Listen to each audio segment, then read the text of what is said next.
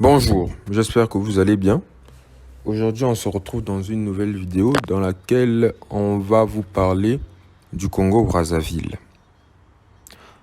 Plus précisément de l'indépendance du pays. Et voilà, j'espère que la vidéo va vous plaire. N'hésitez pas à liker, commenter, partager. Et voilà, merci. Du coup, pour le cas du Congo-Brazzaville, il n'est pas aussi complexe que celui du Cameroun. Je m'explique. Contrairement au Cameroun, le Congo n'a pas eu tant d'événements qui ont bouleversé jusqu'à l'arrivée de l'indépendance. Je parle, par exemple, les changements de drapeau, tout ça, montée, descendue, tout ça. Le Congo n'a pas eu ça.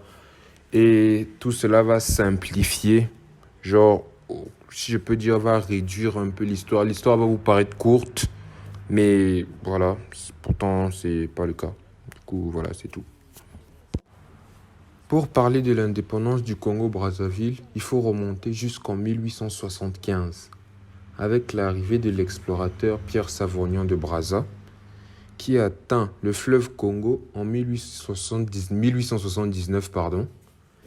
Et en 1880, une année plus tard, il signe un traité de souveraineté avec le roi des Téké et fonde un poste de colonie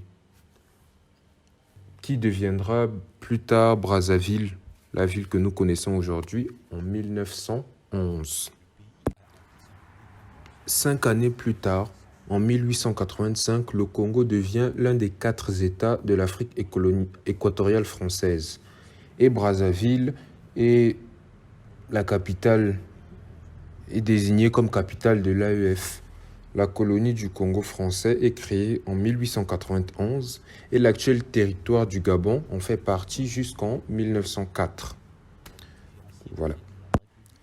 L'histoire de 1991 à, disons, 1920 ne concerne pas tellement l'indépendance car elle est plus en rapport avec l'esclavagisme.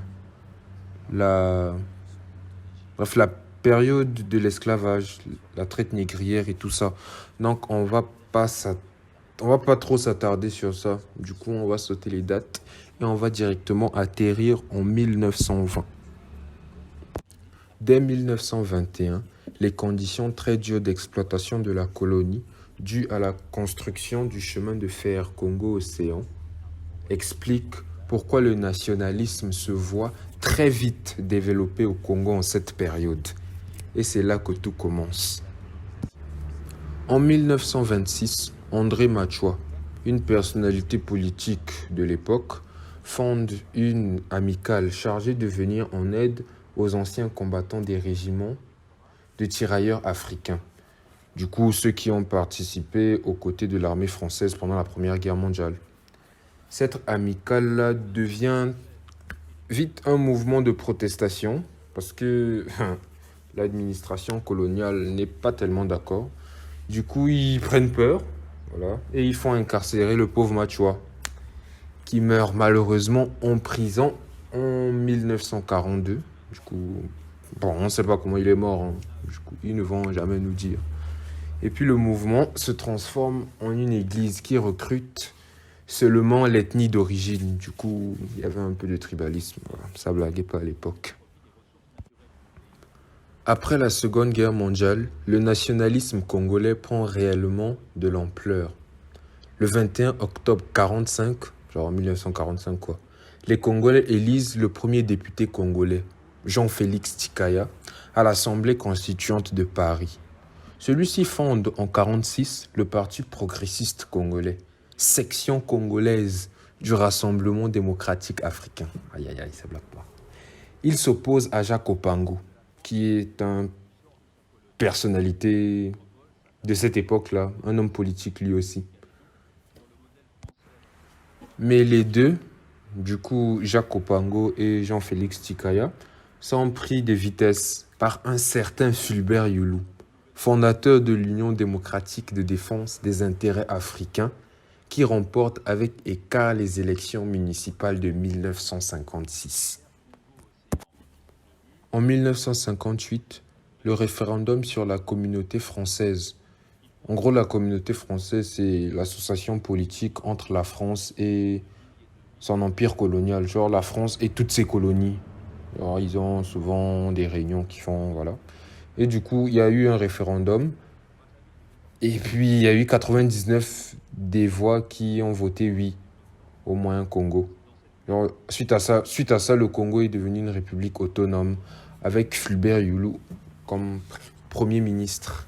Genre autonome, c'est-à-dire les autochtones congolais pouvaient décider pour le Congo sans forcément qu'il y ait, comment dire, l'intervention des Français. Mais jusque-là, ils n'étaient pas indépendants. En 1959, des troubles éclatent dans la capitale, Brazzaville. L'armée française est obligée d'intervenir. L'abbé Fulbert Yulu est élu président de la République. Et suite à ça, une année plus tard, le 15 août 1960, le Congo accède à l'indépendance. Du 15 août 1960 au 14 août 1963, tout se passait bien jusqu'à ce que l'abbé Fulbert Yulu, premier président de la République du Congo, soit contraint à la démission, sous la pression des syndicalistes et de l'armée. Bref, il y a eu coup d'État. Voilà, on va pas se mentir, il y a eu coup d'État. Voilà. Suite à ça, de 1963 à 1968, Alphonse Massamba Deba le succède à la tête de l'État.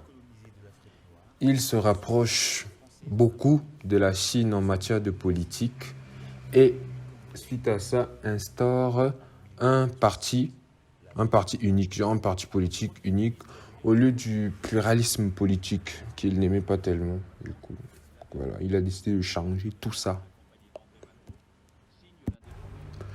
Le 1er août 1968, le président Alphonse Massamba Deba dissout l'Assemblée nationale congolaise et tente d'écarter le bureau politique du mouvement national de la Révolution. Erreur, il n'aurait pas dû. Un jour plus tard, le 2 août, l'armée prend le pouvoir. Massamba Deba, officiellement, entre guillemets, incapable d'imposer son autorité, est obligé de se retirer dans son village natal. Le jour même, les officiers congolais créent un conseil de la Révolution et abrogent la Constitution. En gros, la Constitution, c'est plus pour eux. Voilà, ils ont dit que non, on ne veut plus. Un gouvernement provisoire est constitué sous la direction du capitaine Alfred Raoul, qui assume pendant plusieurs mois la charge de chef de l'État. Puis, le 30 décembre 1968, Marienne Gouabi est désigné chef de l'État, tandis qu'Alfred Raoul, promu commandant, passe au second plan comme Premier ministre, puis vice-président. Ainsi, la République du Congo devient une démocratie populaire, la République populaire du Congo. Le régime est instable et doit faire face à de nombreux problèmes.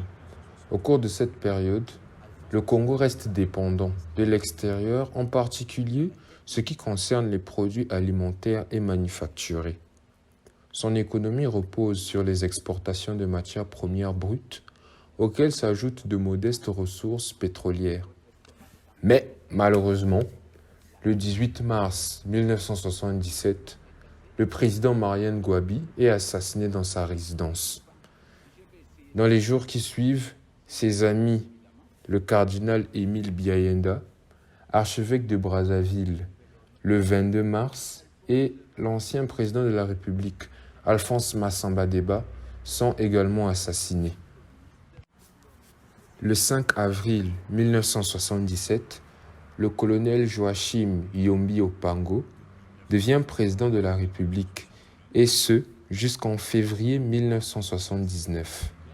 Puis, le 5 février de la même année, le colonel Denis Sassou Nguesso, le traître, prend le pouvoir par un coup d'État qu'il qualifie de riposte résolue de l'ensemble des forces de gauche de notre pays contre le courant droitier.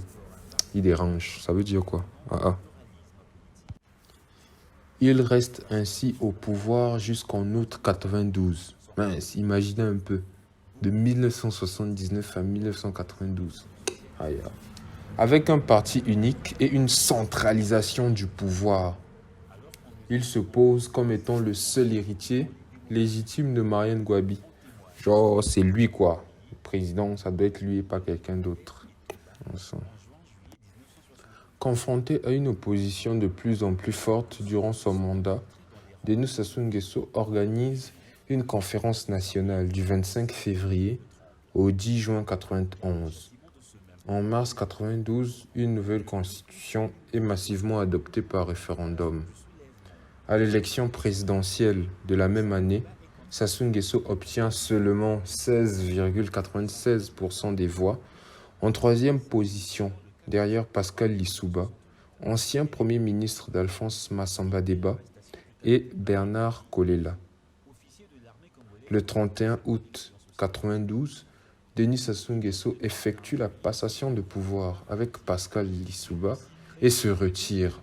La situation politique reste toutefois tendue durant la présidence de Pascal. Le 26 janvier 1997, Sassou Nguesso, installé en France, revient au pays et est accueilli avec faveur par ses participants. La situation dégénère en guerre civile de mai 1997 à octobre. Le 15 octobre 1997, l'armée angolaise s'engage dans le conflit aux côtés de Sassou Nguesso et fait pencher la balance en sa faveur.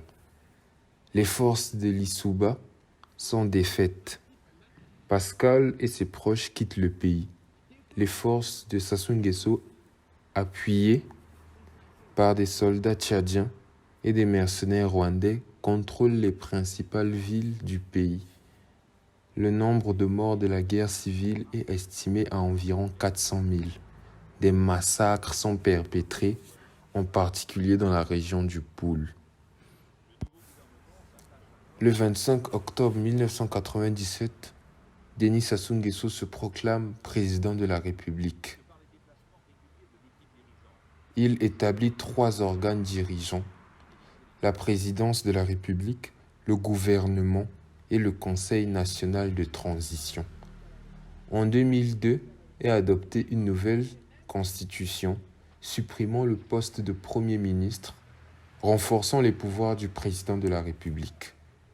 Le président est élu pour un mandat de 7 années, renouvelable une seule fois.